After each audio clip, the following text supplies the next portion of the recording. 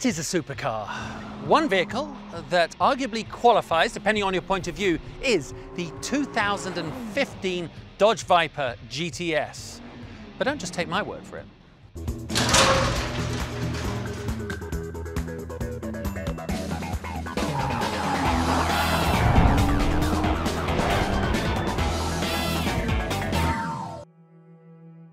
What is supercar? Its lineage, its design, its power, performance, technology, and craftsmanship.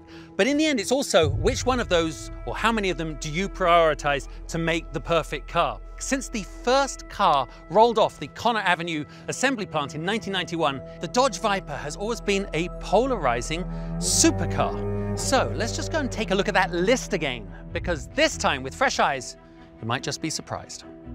Victorious in 3 Nürburgring 24-hour wins, 3 Le Mans 24 hours, 5-time FIA GT World Champion, beating Porsche, BMW, and Ferrari, and Corvette. So lineage, check.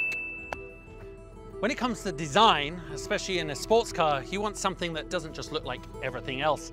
And from the moment Viper hit the streets, it did just that. Its silhouette is unmistakable.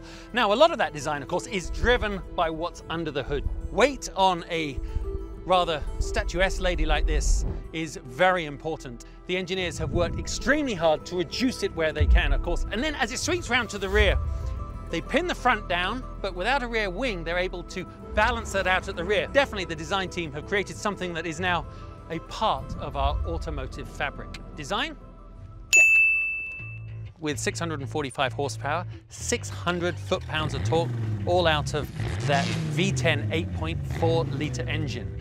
So when it comes to power, that'll be a yes. Hand-stitched, hand-welded, hand-built. And in fact, on the GTC, so customizable, there are over 24 million ways to make your Viper your own, just like a Savile Row suit. Craftsmanship, that's a check. All right, traction control's off, stability management's off, launch control is on.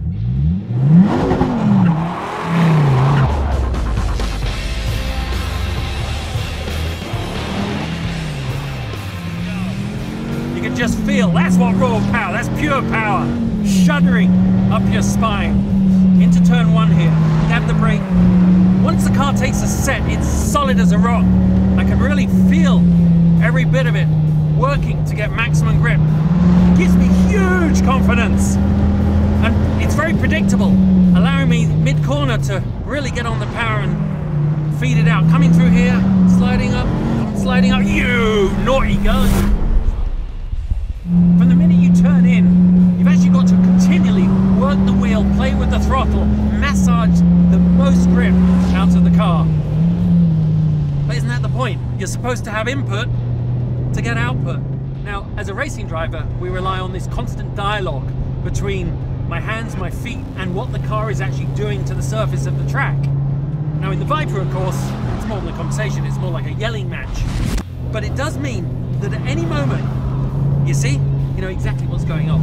The Viper holds the track record at 9 major US tracks in the production car class. You can hear that, can't you? This car really, from its birth, was put on Earth to stimulate every one of mankind's senses. Now, you can't talk about performance without introducing technology. Certainly since I first drove a Viper, things have changed a great deal. The original one, no ABS, no traction control, no stability management. 20 years ago, that was really new on the scene. But now, with this car, you've got a stability management and traction control system that, okay, when you're pushing it, they are working over time. It has increased downforce, reduced drag, increased fuel efficiency, all of which keep making it a very contemporary super sports car. Ooh, down to 4th, rolling it through the long right-hander.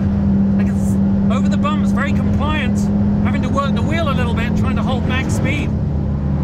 When you push the Viper, for sure, granted, it moves around, it demands all your attention, but then a lot of great race cars do. You know, at the end of the day of driving Viper, I always feel tremendously satisfied. The car is blisteringly fast, very demanding to drive, but on the limit, yeah, it's truly something special. So let's go back to the original question. Is the Viper a supercar? Well, according to our list, it is. And should everybody drive one? Oh, I hope not. Let me turn all these f***ing things off. That's how we do it here. We go bareback. Shuddering f***ers up your back. And that, ladies and gentlemen, is a wrap.